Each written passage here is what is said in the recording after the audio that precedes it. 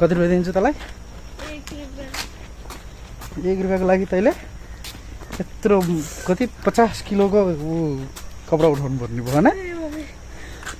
होइन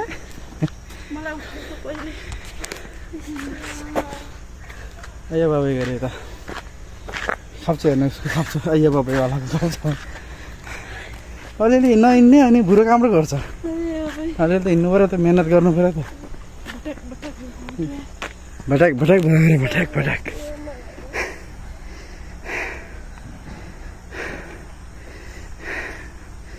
सगरमाथा चढ्नु पऱ्यो भने के गर्ने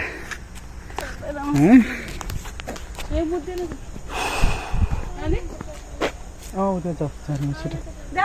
छिटो छ अहिले मान्छे छैनन् फटाफट नत्र अहिले आइहाल्छन् स्वाट छ सच्च बसी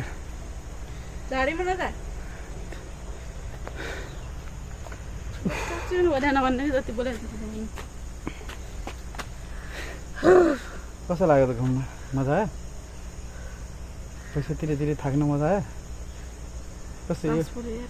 यो राम्रो लाग्यो कि घर बसेर कटिङ गर्न राम्रो लाग्यो कुन राम्रो लाग्यो तपाईँलाई भन्नु त छिटो अरू अरू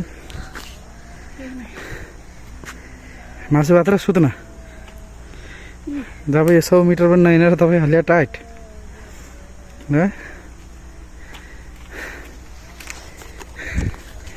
हल्लिया टायर त मेरो पनि भएको छ क्या हो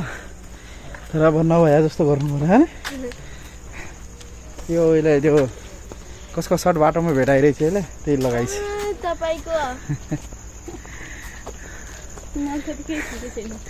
बहुत थाक्यो बाबै बहुत थाक्यो